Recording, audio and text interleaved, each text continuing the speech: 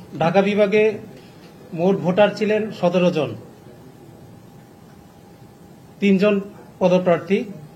পদপ্রার্থীর মধ্যে মোহাম্মদ আমিনুল ইসলাম, উনি মোট ভোট পেয়েছেন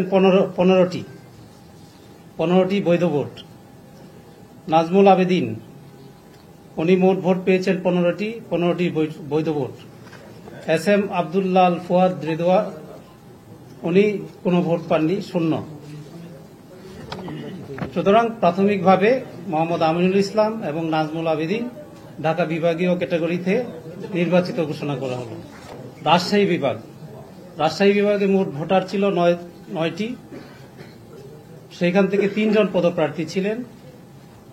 তার মধ্যে থেকে মোহাম্মদ হাসিবুল আলম, উনি শূন্য ভোট পেয়েছেন। মোহাম্মদ মুখলেসুর রহমান, উনি 60টি ভোট পেয়েছেন এবং এস এম শামস মতিন, উনি শূন্য ভোট পেয়েছেন। এই ক্যাটাগরিতে একটি পদের বিপরীতে মোহাম্মদ মুখলেসুর রহমানকে 7 ভোটে বিজয়ী ঘোষণা করা হল। রংপুর বিভাগে 9টি ভোট ছিল, সেখানে 3 জন পদপ্রার্থী ছিলেন, সেখান থেকে 8টি ভোট কাস্ট হয়েছে। মোহাম্মদ হাসানুজ্জামান, উনি 60টি ভোট পেয়েছেন এবং 60টি বৈধ ভোট। মোহাম্মদ রেহাতুল ইসলাম খোকা, উনি শূন্য ভোট পেয়েছেন। মোহাম্মদ নূরে শাহাদাত সজন, উনি 1টি ভোট পেয়েছেন, 1টি বৈধ ভোট। রংপুর বিভাগে প্রাথমিকভাবে জনাব মোহাম্মদ হাসানুজ্জামানকে নির্বাচিত ঘোষণা করা হল। 4টি বিভাগে আমাদের বিনা প্রতিদ্বন্দ্বিতায় নির্বাচিত হয়েছে, আমাদের ভোট হয়নি। সেখান থেকে চট্টগ্রাম বিভাগে 2 জনকে নির্বাচিত ঘোষণা করা হচ্ছে। জনাব আহসান ইকবাল চৌধুরী চট্টগ্রাম বিভাগীয় ক্রীড়া সংস্থা থেকে এবং জনাব আসিফ আকবর চট্টগ্রাম বিভাগ থেকে কুমিল্লা জেলা ক্রীড়া সংস্থার প্রতিনিধি হিসেবে। এবং খুলনা বিভাগ থেকে নির্বাচিত হয়েছেন খান মোহাম্মদ আব্দুর রাজ্জাক, খুলনা বিভাগীয় ক্রীড়া সংস্থা, এবং মোহাম্মদ জুলফিকার আলী খান, খুলনা জেলা ক্রীড়া সংস্থা। এবং সিলেট বিভাগ থেকে একটি কোটা আছে আমাদের, সেখানে 1 জন প্রার্থী ছিলেন, তাকে নির্বাচিত ঘোষণা করা হচ্ছে রাহাত শামস। এবং বরিশাল বিভাগ থেকে 1 জন প্রার্থীর বিপরীতে একজনই প্রার্থী ছিলেন মোহাম্মদ শাখাউত হোসেন, বরিশাল বিভাগ থেকে তাকে নির্বাচিত ঘোষণা করা হচ্ছে, তিনি ভোলা জেলা ক্রীড়া সংস্থার প্রতিনিধি। আমরা এখন ক্যাটাগরি 2 এর ফলাফল ঘোষণা করতে যাচ্ছি।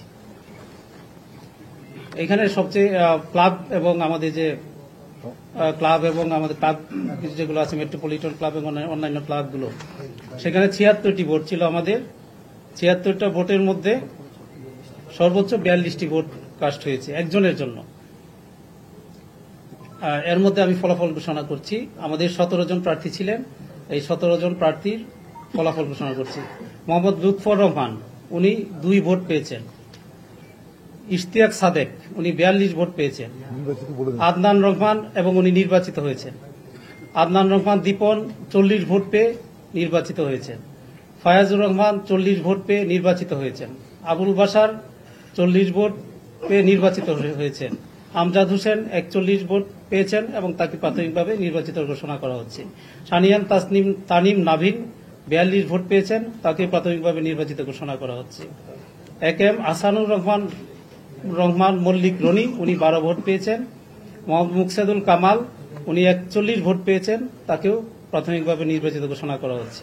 মোহাম্মদ ফাইজুর রহমান ভূঁইয়া, উনি 2 ভোট পেয়েছেন।